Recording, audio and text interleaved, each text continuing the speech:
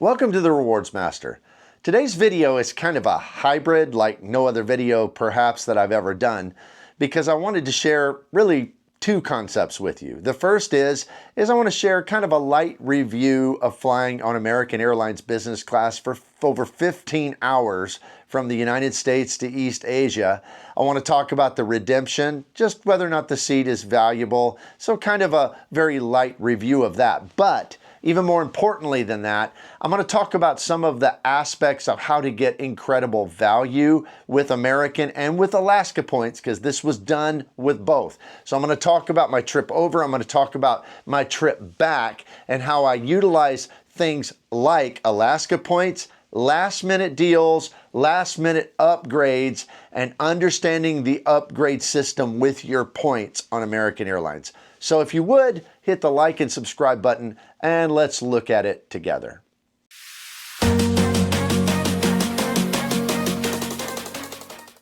So due to a work obligation, I needed to come here to Korea to do some teaching. And in doing so, of course, I was looking for flights and things, and I had booked something, and then I canceled something, and then I booked something else, and I'm just kind of waiting because I do the last minute situation with American Airlines and Alaska if I don't have the exact flight I want on a trip. And typically when we're doing a vacation and I've planned it way ahead, we do have the exact flight we want. But in a situation like this where I have to be at a specific location at a specific time, well, that generally destroys your ability to get the very best deals. So that's when the last minute strategy, the upgrade strategy, all of that stuff really comes into play to elevate your trip.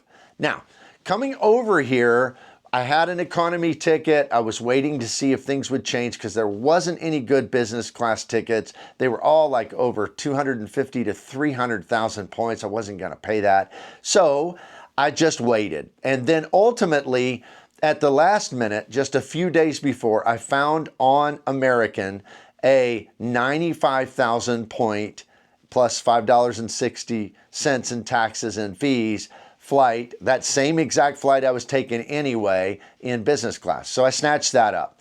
But then the very next day, I found a flight with Alaska, the exact same flight, in fact, and they had it at 75,000 points. It's a little more, maybe $17, $18 in taxes and fees. So I snatched that up, and then I canceled my American flight. Now I'm still on the same flight. I still even chose the exact same seats. But that's the power of waiting to the last minute. Now, I will tell you, it doesn't always work. You can't plan on this as your ultimate strategy if you got to fly business class, because ultimately, I would have had to been okay flying in the back of the plane doing this, because like going home, I'm not finding it.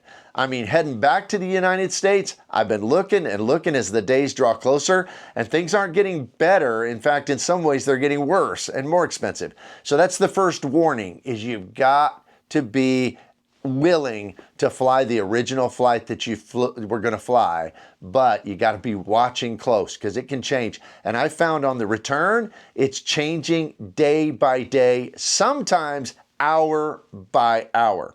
So let me go through the seat. I was on a American Airlines 777-200. It was a 15, 16-hour flight. This is the longest flight I've ever flown before. We've flown some 11 hours to Abu Dhabi type flights. We've flown a bunch of 7, 8 hours over to Europe, but this is the longest flight ever, so I was dreading it. But having business class, of course, made it a lot better. Now, American's newer business class is certainly not best in class as far as among all of their competitors. Any of the Middle Eastern airlines, most of the Asian airlines are going to have a better business class. But I will say, for 75,000 points, it was pretty smoking. It was pretty good. I mean, it was fine. I would fly that again and again. Now, I'm a big guy, and I will say that the seat was comfortable. It was fine to sleep. The only problem is it was a little short for me at 6'2", so my feet were kind of bumping against the bottom of the footwell, but it still worked out all right. I probably got 5.5 hours of solid sleep. When it comes to the entertainment system on the 777 with American Airlines, it was one of the better entertainment systems I've seen. In fact, it had so many movies and so many new television shows. It was intuitive. That's where American probably does shine even over most of its competitors, because some of the better airlines we've flown that had really good hard product and soft product just didn't have very good entertainment. And American, it really did. Now, I will say my headphones didn't work. They had to bring me some of the cheapy headphones that they use, I think, in premium economy. And so those really fancy ones didn't work, but it didn't matter. I still got to hear what I was watching fine. Now, when it comes to the food, this part's going to surprise you, because it really surprised me. I've had probably 5 or 6 steaks on a plane, including, a filet on Etihad. I had something on Qatar, and I've had some on other business class flights. What I did not expect was to have the best steak I've ever had in the air on American Airlines. I couldn't believe it. Maybe I just got the one that was cooked perfectly or something. But I'm telling you, it had this, I don't even know what it was on top of it. It was like something for dressing, and it was made out of onions and things on top of it. So when I first got the steak, I was like, what is that? And then I pulled it off, and there was a filet underneath there that I'm telling you was that thick. It was that thick. And it was tender, and it was juicy. It was really, really good. Now, the arrival meal, not so good. The breakfast, not great. It kind of was what I expected with American. But that was just such a surprise. And I know people are going to blast me in the comments that there's no way that the steak on American Airlines was better than what you had in Etihad business or Qatar business. I know, I wouldn't have thought it either, but I'm telling you, it's true. So the seat was fine. I was able to sleep. It was typical business class. They did, and this is interesting, because when you fly American in business, which I've done from Rome back to the U.S., between the U.S. and Europe, you don't get pajamas. They did bring me pajamas, and they were pretty good pajamas. I would say kind of par for the course for nice business class. So that was kind of a nice feature. There's also slippers. The amenity kit was a little bit nicer than the one we've gotten on business class on American between Europe and the U.S. So all of that was to say the trip was fine, especially for 75,000 Alaska points for a 15-hour flight in business class over the Pacific Ocean. That's pretty good.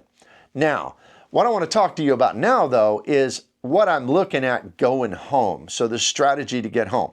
Well, again, I had a premium economy seat on Delta, but it was expensive for premium economy. It was like almost 100,000 Delta points, which Delta points aren't very valuable.